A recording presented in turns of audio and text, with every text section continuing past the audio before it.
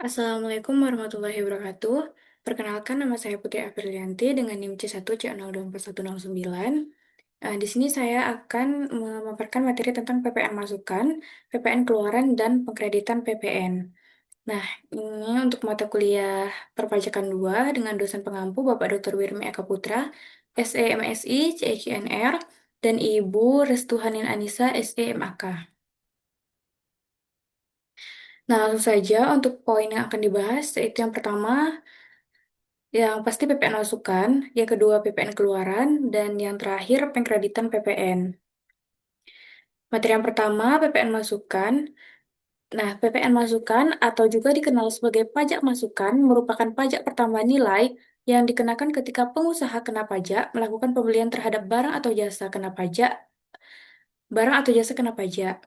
Adanya PPN masukan tidak terlepas dari tata cara umum PPN yang mengharuskan PKP melakukan pengkreditan atau pengurangan antara PPN keluaran atau pajak keluaran dengan PPN masukan. Pajak masukan yang dikreditkan harus menggunakan faktur pajak yang memenuhi persyaratan perundang-undangan perpajakan. Apabila dalam suatu masa pajak, pajak keluaran lebih besar daripada pajak masukan, selisihnya merupakan PPN yang harus disetor oleh PKP. Nah, apabila dalam suatu masa pajak, pajak masukan yang dapat dikreditkan lebih besar daripada pajak keluaran, selisihnya merupakan kelebihan pajak yang dikompensasikan ke masa pajak berikutnya. Nah, artinya dalam suatu masa pajak dapat terjadi pajak masukan yang dapat dikreditkan lebih besar daripada pajak keluaran. Kelebihan pajak masukan tersebut tidak dapat diminta kembali pada masa pajak yang bersangkutan, tetapi dikompensasikan ke masa pajak berikutnya. Nah, materi yang kedua adalah PPN keluaran. PPN keluaran atau VAT out adalah pajak yang digunakan ketika PKP melakukan penjualan terhadap barang kena pajak atau jasa kena pajak. Hal ini digunakan sebagai pelengkap transaksi yang dilakukan, sebagaimana yang telah tercantum dalam Undang-Undang Pajak Pertambahan Nilai. Ketentuan terbaru terkait PPN atau e-faktur juga diatur dalam Undang-Undang Nomor 11 Tahun 2020 tentang Cipta Kerja. PPN disebut sebagai pajak objektif karena dalam pemungutannya PPN menekankan pada objek yang dikenakan pajak. Batas waktu pengkreditan pajak tersebut adalah 3 bulan setelah masa pajak berakhir, sehingga PKP memiliki waktu yang cukup untuk pengkreditan pajak.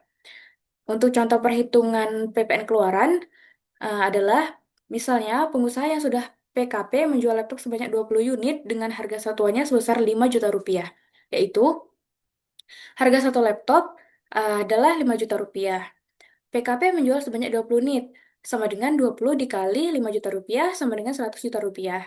Maka PPN-nya 100 juta rupiah dikali 10%, 10% ini adalah tarif PPN. Nah, hasilnya adalah 10 juta rupiah. Jadi, PPN sebesar 10 juta rupiah merupakan PPN keluaran PKP yang menyerahkan atau menjual BKP dalam bentuk laptop tersebut. Nah, materi yang terakhir adalah PPN keluaran. Pengkreditan faktur pajak masukan tidak bisa dilepaskan dari definisi faktur pajak masukan. Secara sederhana, faktur pajak masukan adalah faktur pajak yang dibuat oleh PKP yang telah membayar pajak pertambahan nilai atas barang atau jasa kena pajak. Jika dalam suatu periode masa pajak nominal, pajak keluaran yang dilaporkan lebih besar ketimbang pajak masukan, maka selisihnya merupakan PPN yang harus disetorkan oleh PKP.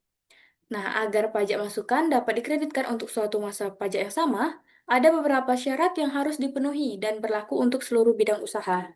Syarat-syarat tersebut antara lain, yang pertama adalah tercantum dalam faktur pajak lengkap atau dokumen tertentu yang diperlakukan sama dengan faktur pajak. Dan yang kedua, berhubungan langsung dengan kegiatan usaha. Nah, dalam dunia usaha tak jarang terjadi kesalahan administrasi yang sering dilakukan tidak sengaja. Contohnya, faktur pajak belum dikirimkan kepada lawan transaksi. Hal ini membuat lawan transaksi yang menerima BKP atau JKP tidak dapat membuat faktur pajak masukan untuk dilaporkan. Pengkreditan faktur pajak masukan sebagaimana diatur dalam Undang-Undang Pajak Pertambahan Nilai menyebutkan adanya toleransi keterlambatan, yakni 3 bulan setelah berakhirnya masa pajak yang bersangkutan. Hal ini diatur dalam Pasal 9 Ayat 9 Undang-Undang Pajak Pertambahan Nilai tahun 1984, yang secara spesifik menyebutkan pajak masukan yang dapat dikreditkan tetapi belum dikreditkan dengan pajak keluaran pada masa pajak yang sama, dapat dikreditkan pada masa pajak berikutnya paling lama 3 bulan setelah berakhirnya masa pajak yang bersangkutan, sepanjang belum dibebankan sebagai biaya dan belum dilakukan pemeriksaan. Nah, Kesimpulannya adalah pajak pertambahan nilai atau PPN merupakan pajak yang dapat dilimpahkan kepada orang lain, sehingga memungkinkan semua orang dikenakan pajak pertambahan nilai. Di samping itu, hampir seluruh kebutuhan hidup masyarakat Indonesia merupakan hasil produksi yang terkena PPN. Dengan kata lain, sebagian besar transaksi di bidang perdagangan, industri, dan jasa yang tergolong barang kena pajak atau jasa kena pajak pada prinsipnya terkena. Pajak pertambahan nilai memiliki dua sistem pencatatan, yaitu pajak masukan dan pajak keluaran. Pajak masukan adalah pajak yang telah dipungut oleh PKP pada saat pembelian barang atau jasa kena pajak dalam masa pajak tertentu. Pajak masukan dikreditkan Pajak masukan dijadikan kredit pajak oleh PKP untuk memperhitungkan sisa pajak yang terutang. Sedangkan pajak keluaran ialah pajak terutang yang wajib dipungut oleh PKP saat melakukan penyerahan barang kena pajak. Penyerahan jasa kena pajak, ekspor barang kena pajak berwujud, ekspor barang kena pajak tidak berwujud, atau ekspor jasa kena pajak.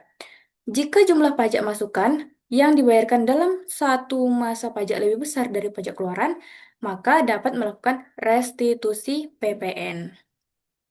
Nah, demikianlah materi yang dapat saya sampaikan. Lebih dan kurangnya saya mohon maaf. Saya akhiri wabillahi taufiq wal hidayah. Wassalamualaikum warahmatullahi wabarakatuh.